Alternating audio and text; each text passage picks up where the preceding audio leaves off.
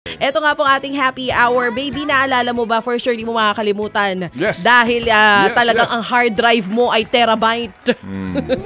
Naalala mo si Angelica Mojica ng Yes. Alfonso Cavite? Okay. Sino ba namang makakalimot kay nanay? Na nung nakausap po natin noong September 10, ang hiling ay mabubungan po at maayos nga po itong kanilang bubungan. May isa pa siyang hiling, which is yung kanyang pampapustiso. Pero, nang matanong, ano ang gusto mong unahin?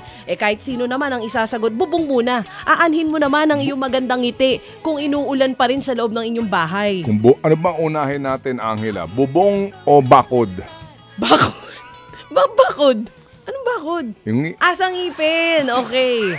Akala ko anong bakod. So, ang sinagot po ni nanay ay bubong. Bubong po muna, Manong Ted. Yun ang sinabi niya. Yan din pong nakakatuwa dito sa ating mga nakakausap. Di sila nagte-take advantage. Kasi syempre kung iba yung baka sabihin, pwede po sabay. Si Angela, hindi. So, ang sabi nga ni nanay Angela Mojica ng Alfonso Cavite, bubong po muna, Manong Ted. At ngayon, sa ating ugnayan sa kanya, papakita po natin yung video ng pag-aayos ng kanilang bubungan at ang finished product finally. Ang bilis September 27 pa lang ngayon, pero tatapos na yung kanilang bubungan. kasi hindi naman DPWH ang gumawa nito eh. Dahil siguradong kapag idinaan pa natin ito sa gobyerno, ay matagal ito. Oo, kaya ito. Totoo yun. Siya na mismo, sila na po mismo sa tulong ng ating mga Happy Anonymous ang nagpagawa po ng kanilang Magkano ang bubungan. total na naipadala sa kanya dahil siya po ay nag-canvas, gumawa ng costing dito po sa proyektong ito. Kasama niya po lamang sa kanyang pong tahanan ang kanyang nag-iisang anak. Okay? At hindi ho naman din maitatanggi yung sitwasyon po sa kanilang bahay. Kitang-kita po sa mga visuals niya nung una, as in, para na ho talagang, di ba? Hindi na ho ito bahay eh. Kapag ang lahat halos ng yero mo, puro na po butas. Butas-butas talaga. Di nga daw po sila nakakatulog ng ayos dun sa kanilang tahanan. And finally today, yung tulong po na umabot ng 27,000 pesos ay naipadala na natin yan kina Nanay Angela. 2,000 piso nung una natin siya makausap and additional 25,000 pesos last September 16. Madaming mga nag-ambag-ambagan dito kina Nanay. Mamaya banggitin natin sila. Pero ito na muna, unahin natin yung Si video. Happy Dabawenyo, Yan. Dabawenyo, ha? Oh. Nagbigay po dito at si Happy VG rin, tig 1,000 muna, pambili ho ng kanyang ginagamit sa hanap buhay. And then eventually, yung kanyang 20 mil na tinanggap, ha? Kaya nga umabot ng 27,000 ay galing po kay Happy Ninong at kay Happy Daddy. Yan. Si Happy K din. At si Happy Happy VG, K. Happy Happy K, thank you. Dabawenyo. Thank you so Si much, Happy Happy K. Director natin dito, Happy Saver, Happy Mother Dragon, at marami pa pong ibang mga Happy Okay. Anonymous. At ngayon, ipapakita na natin sa inyo, mga kapatid, sa lahat po ng mga nagtulong-tulungan. Dito po para sa Oplan Bubong ni Nanay Angela. Eto na po, papakita namin sa inyo ang update, latest update mula po sa Alfonso Cavite. Panoorin po natin ito, mga kapatid. Ito na po yung video ng pagsasaayos po ng kanilang bubungan. Ayan, Actual kita-kita construction. po natin, oo. May mga lalaki po doon, mga karpintero natin nandun sa bubong. Ito na, binubuhat nila mismo yung bubong. Long span ho ang mga ginamit niyang yero. Oo, yan Parang na po. yung ginamit din doon sa area ng Rizal, yung ating natulungan. Na may asawa po na may problema sa paningin. Okay. Ganda yung bubungan nila nanay. Kinakabit na po ngayon itong mga sinasabi nga ni Baby Boy na long span. Corrugated din pala ang ginamit niya. Ayan, dati ka bang karpintero at talagang kabisado mo, baby? Dati ako nagtrabaho sa construction. Ito na. Ito na. Sir Ted Pailon at Ma'am DJ Chacha, sa mga happy donors at sa bumubuo po ng programa, sa mga sa mga manonood po at tagapakinig ng Ted Pailon at DJ Chacha program. Ito na po yung kabuuan ng bahay na namin na ang mga bubong po ay bago na. Ayan po, nakikita ko po sa inyo. Ito po ang banyo. May long span Ayan din. po. Bago po ang bubong namin sa banyo na. Ayan. Oy, Ito naman po ay sa kusina ang galing. na bubong. Ito naman po sa kwarto. Oo nga.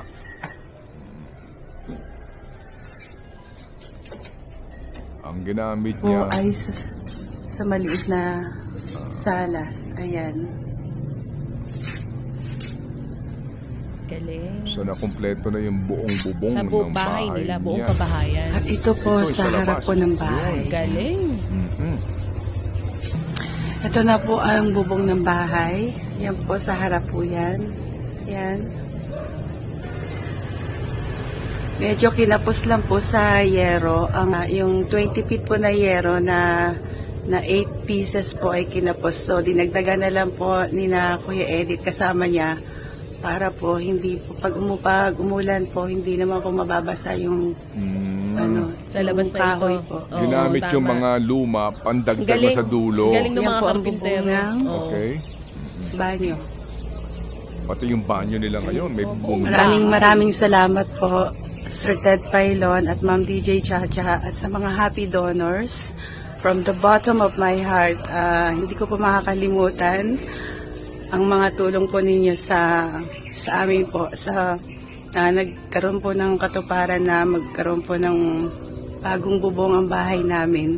Pag umulan po, wala nang tumutulo sa loob ng bahay.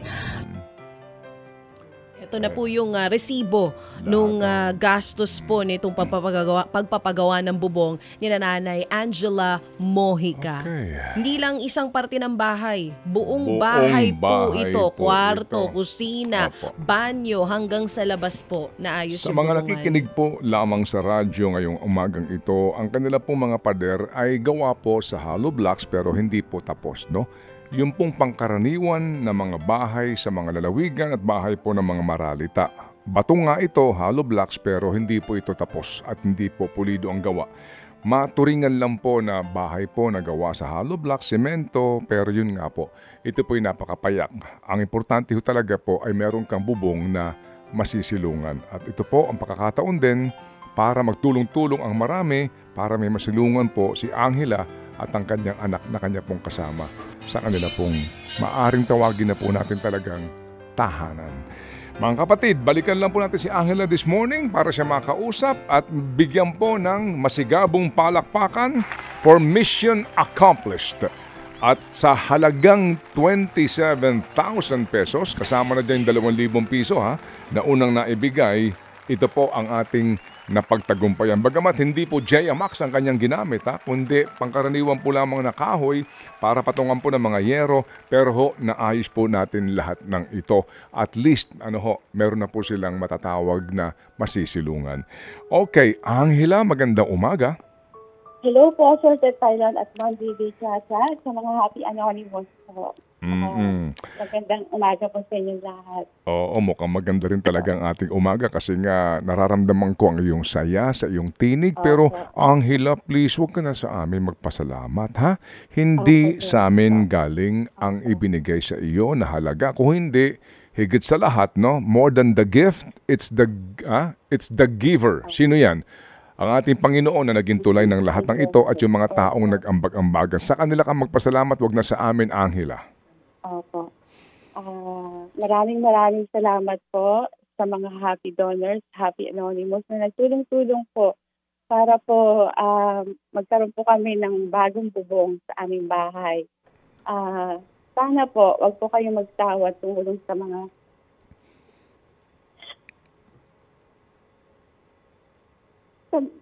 tao po na nangangailangan. At magpatuloy po ang programa niya ng marami pa taon. At patuloy po kaming nakikinig sa programa niyo po. Ayun po, Sir Ted. Hindi po makapaniwala ang anak ko kasi sabi niya, nanay, hindi ako makapaniwala na meron na tayong bubong sa bahay. Sabi niya po gano'n. Masaya po ang anak ko. Pinauwi ko po siya ngayon. Sabi ko, kailangan may video tayo para mapanood tayo ng mga tao sa programa ni Sir Ted Pailon na tayo natulungan. Magpapasalamat tayo dahil sa kanila. Nagkaroon tayo ng bagong bubong ang bahay natin. Hindi na tayo mababasa ng ulan. Yun po. Umuwi ba ngayon dyan ang anak mo? Anong pangalan ng anak mo ulit? Maria Angelica po. Oo. Juniora mo ito. Umuwi ba siya ngayon? Opo, pinauwi ko po siya. Tapos pabalik din po siya mamaya sa clinic. Andyan ba siya ngayon? Opo. Pwede makausap? Opo, sir. Opo. Sige, oo. Anak po. Anak po. So, sabi ka ni Sir Thousand. Hello, Maria Angelica. Magandang umaga sa iyo. Magandang umaga po. Oo. So, sinanay mo, hindi na, kumbaga, naglakas ng loob na ilambing sa ating mga happy anonymous itong sa inyong sitwasyon at nakita mo naman sinanay mo habang nagtatrabaho ka, siya ang naging foreman. Siya naging foreman dyan sa construction. Opo, maraming salamat po dahil naging instrumento po kayo para mapaayos po yung bubong po namin. Lalo na po sa mga happy donors, sa mga nag-donate po, nagtulong-tulong para mapagawa po yung bubong namin. Kaya maraming salamat po. Oo, salamat din sa iyo, Iha, at ikaw ay umuwi nga din dyan, no? Para namin makapanayam. Ano ang trabaho mo doon sa clinic? Secretary po ng doktor. Nag-a-assist po ako sa mga patient po ni Doc. At kung mamarapatin mo, magkano sweldo mo isang araw? Di ba ikaw ay provincial rate? Opo. Bale, hindi po tataas ng 20,000. Ang isang... Bababa, minimum rate lang po. Kada isang buwan? Aha. Oo, so kada kinsena, maliban dito sa kinikita ni mama mo sa pagmamasahe, yung sweldo mo ba, kanino mo inilalaan ito? Maliban sa sarili mo, kay mama mo? Opo. Sa kanya po talaga. Saka po sa kuryente, tubig, pagkain. Saka po sa pamasahe po. Mas malakas po kasi ang sa pamasahe kasi mahal po yung pamasahe po dito. Ay, oo, papunta ng bayan po. Ay, And then oo. papunta pa po sa trabaho. Magkano ang pamasahe mo papunta at pauwi isang araw? Bale, more than 150 po. Sa isang araw? Opo, balikan na po yun. O magkano ang isang araw mong sweldo? Minimum ka lang? Opo, minimum po. Diyan sa lugar ninyo, magkano ba minimum ngayon? Umaabot ba ng 600 o wala pa? Mga po, 400 plus. Wala pang 500? Opo. So babawasan ang pamasahe mo araw-araw. So magkano na lang ang iyong mauuwi? Pambayad ng kuryente, tubig, at iyong pagkain ninyo ng mama mo? Siguro po, kasama na po dun yung mga deduction mula sa SS po. Yung kabuuan po siguro mga nasa 6 po.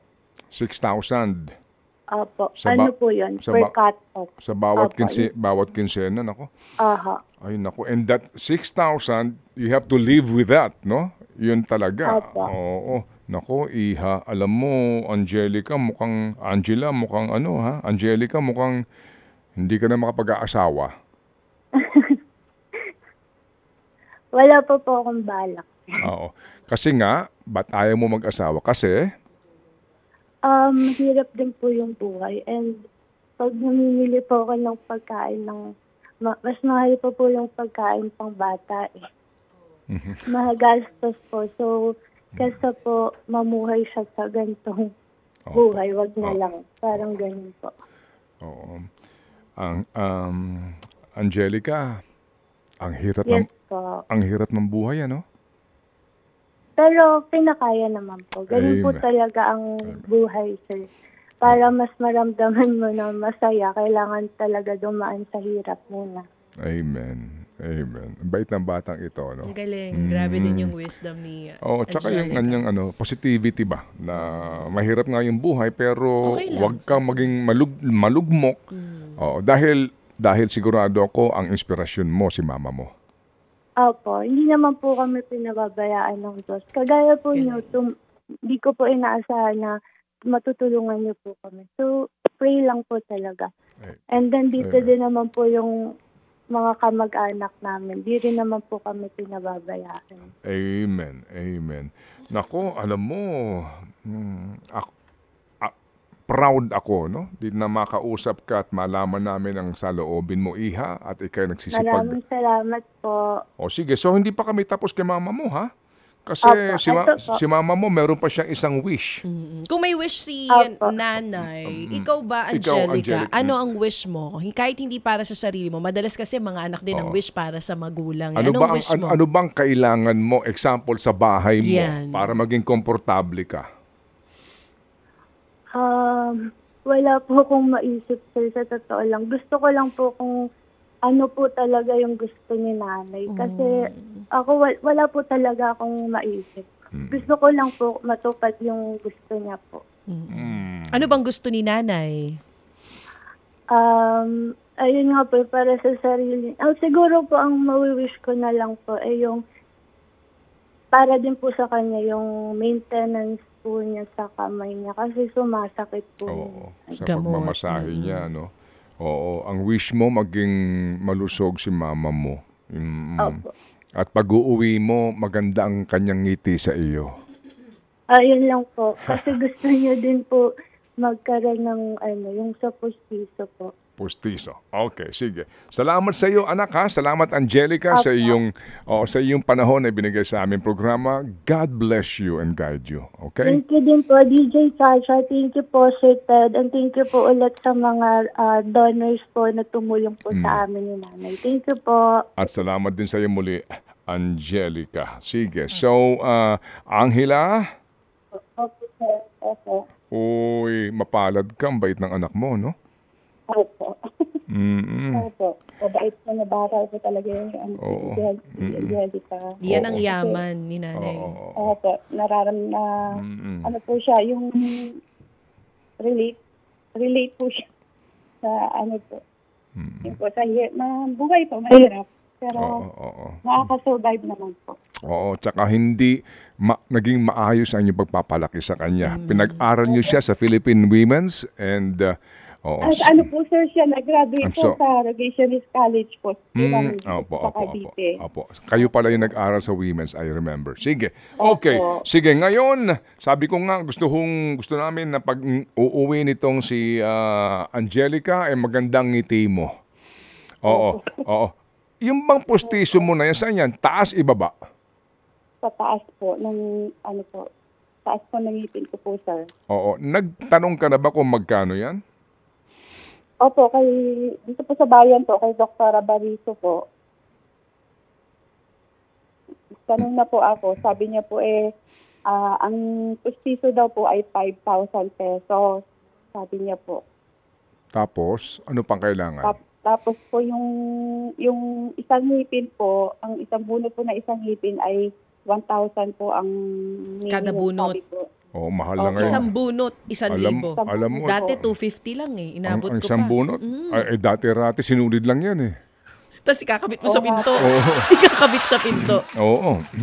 Sige. So, So, maayos sige. na pustiso na yung 5,000 piso na yun. Sigurado ka, baka naman kasi yan yung pustiso na may nanalaglag.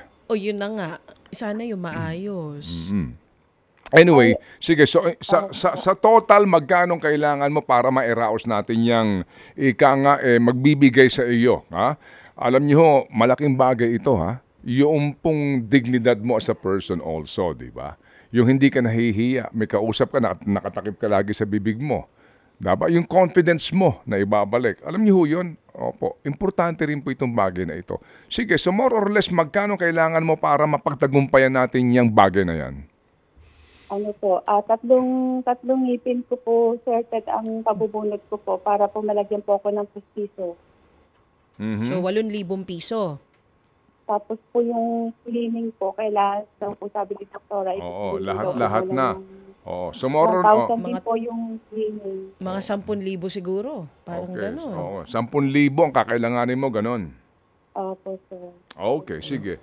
Ito na muna. May pauna na agad ang mga Happy Anonymous si natin. Chacha pa. Ito na. Okay. Alam mo actually, ate, Sige. nung huli ka naming makausap, meron ng mga nagpadala para sa pustiso mo. Unahin na natin ito, si Happy Gabay, 3,000 piso. Ay, sorry, si Happy A, 3,000 pesos. Si Happy Gabay, 1,000 pesos. Si Happy Woman, 1,000 piso. Meron na tayo agad ditong 5,000 piso. So, yung pustiso mo, wala na tayong dapat isipin doon. Ang iisipin na lang natin ngayon, yung para doon sa cleaning tsaka pagbunot ng ngipin. Hindi lang yun ang iniisip ko. Oo. Sige, so ganito. Angela, maliban doon sa pustiso, ano pang kailangan mo dyan sa hanap buhay mo, pati doon sa maintenance mukha mo para doon sa nananakit mo? Ikaw ba yung nagmamasahe pa hanggang ngayon? Opo, sir. Opo, kasi yun naman po ang trabaho ko. Ang alam mo hanap buhay. Meron ka bang naiisip na iba pang hanap buhay na maaari mong gawin sa bahay? O pag-isipan mo muna. Opo, sir. Kasi, Sige, okay. Sige. Kasi opo, Sige. kasi sir, ito lang po yung trabaho na Alam mo. na since po Okay. nag-umpisa po ako Sige. yun po na hanggang ngayon po Mm. na patuloy pa rin po ako na yung nagmamasad po kasi Mm. may mga goal din po ako sir sa trabaho ko na ito na yun nga po na bago po ako mag-retire, meron po akong at sarili ko po. Hindi lang po sa paghahanap buhay. Okay. Gusto ko po sumali sa isang competition po, international. Gusto mo sumali sa Isang competition po ng Massage World Championship. Ano daw yun? competition? Opo, ng Massage World Championship po. Championship, ate? Opo, 2025 po yan. Anong klaseng championship po yan? Ano po, sa massage po. Massage Opo. World Opo. Championship. Kaya, Sasali siya ayun next nga. year. Opo. Sa- Kaya, ano po. Saan gaganapin? Hindi naman, wala naman po akong pang travel. okay. Kaya sa video po. Video. Oo. Ipapadala Sige. niya. Okay, sige. So we take it one at a time, all right? Sige. So tapos tayo doon sa yero, ang kailangan mo ngayon ay ito nga, yung iyong bakod, okay? So 10,000 ay sapat na ba para doon sa binabanggit mong pustiso at pag-cleaning, etc.? Tama na, di ba? Pwede? Opo, sir. Opo, sir. Sige. May dagdag pa na May dagdag pa tayo dito, si Happy Puputs at si Happy Cusinera tag 1,000 piso. So meron na tayong 7,000 pesos. 7,000, meron na. Okay, gawin na natin tong 12,000. Yung dagdag na 5,000 ay manggagaling kay Happy Daddy at kay Happy Ninong. Tag 2,500 sila. So meron ka ng 12,000. Pasobrahan natin to kasi kailangan mo ng pamasahe o kailangan mo pa ng ibang mga panggastos. Okay? Sige, so Maraming salamat po sa sige. mga Happy Anonymous po na patuloy pong tumutulong. Pasensya na po kayo. ano no? Pasensya? Hey, hello? Sir, kasi po alam ko po marami din pong nangangailangan po pero kami po ay din po na natutulungan niyo po. Opo. Wag kang humingi ng pasensya. Wag kang humingi ng pasensya. Kami ang nagpapasalamat sa iyo.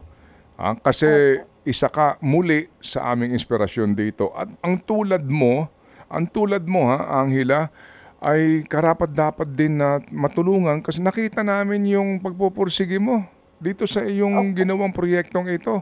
Di ba? Talagang kita namin, ramdam namin ang iyong sinseridad. Kaya huwag kang hihingi ng pasensya. Kami ang nagpapasalamat sa iyo. Okay? Sige. So, Angela, ngayon muna, dyan muna tayo magtatapos pansamantala, ha? At abangan namin as usual, itong pagbibigay mo sa amin ng update. Ang amin lang dalangin nga, na Angela, mawala yung sakit mo sa kamay na iyan, magpatuloy ka sa iyong hanap buhay, at ang iyong anak din ay maging ligtas sa kanyang araw-araw ng biyahe. Ano yun, Tita Chacha? May additional pa tayo, 1,000 piso from Happy Jen. So, Okay. 13,000 pesos. Sige, 13,000. Okay tayo? Angela? Opo, sir. Maraming salamat po. Ay, masaya na si Angela. Okay. Salamat na marami, Angela. And God bless you more. Thank you. Thank you. Ted Filon at DJ Chacha. Ngayon, nasa Radyo 5, 92.3 News FM. Monday to Friday, 6 to 10 a.m.